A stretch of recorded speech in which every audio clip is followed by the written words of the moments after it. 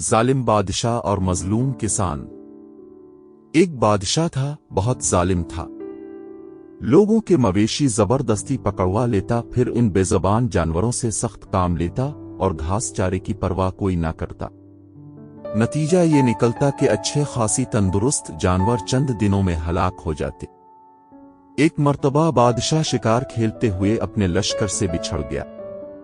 رات ہوئی تو ایک گاؤں میں ٹہرا، دیکھا کہ ایک کسان اپنے گدھے کو ڈنڈے سے مار مار کر اس کی ہڈیاں توڑ ڈالتا ہے۔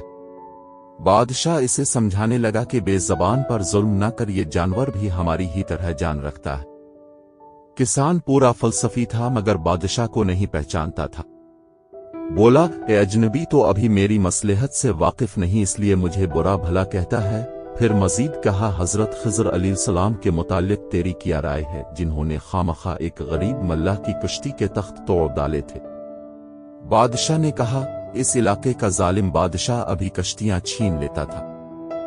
حضرت خضر نے جان بوجھ کر اس کشتی کو عیب دار بنا دیا تھا تاکہ ظالم اس کی طرف نہ دیکھے۔ اور اس کسان نے کہا، پھر میرا یہ عمل میں بھی جائز ہے، میں اپنے گدھے کو اس لیے زخمی کر رہا ہوں تاکہ بادشاہ کی ہرز نظر ادھر نہ پڑے۔ تندرست گدھا ظالم بادشاہ کے قبضے میں چلے جانے سے یوں ہی بہتر ہے کہ وہ زخمی ہو اور میرے ہاتھ میں رہے۔ ہمارے ظالم بادشاہ اور اس کی حکومت پر لعنت ہو۔ یہ ظالم اس عارضی بادشاہت کی خاطر خدا کے خوف سے غافل ہے۔ قیامت کے روز اس کا جو حال ہوگا تم بھی دیکھو گے۔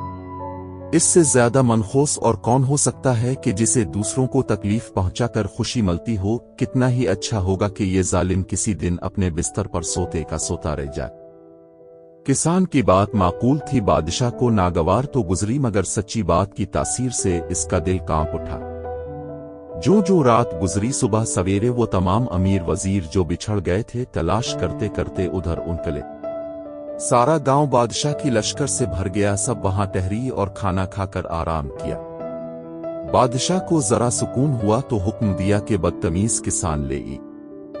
سپاہی آ گئے اور اسے گرفتار کر کے بادشاہ کے سامنے لے آئے۔ کسان کو بادشاہ کے سامنے پیش کیا تو بادشاہ نے جلاد کو سرتن سے جدا کرنے کا حکم دیا۔ جب کسان نے دیکھا کہ موت سر پر انچی ہے اور کبھی امید نہ رہی تو جو جی میں آیا کہہ گزرا۔ قاعدہ ہے کہ قلم کے سر پر چاقو چلتا ہے تو اس کی زبان اور تیز ہو جاتی ہے۔ بولا، اے ظالم، ایک مجھے مارا تو کیا تیرے ظلم و جبر کی بدولت ساری دنیا کو چپ کرا سکو گے؟ مارتا ہے تو سب لوگوں کا خاتمہ کر دے، اور اگر یہ نہ کر سکے تو بہتر ہے کہ ظلم سے باز آ جا اور اپنی عاقبت سنوار لے۔ اس سے کیا حاصل کہ دو چار خوشامدی مفت خور تیرے سامنے بڑی تعریف کریں اور ساری دنیا پیٹھ پیچھے تجھے لعنت ملامت کرتی رہے۔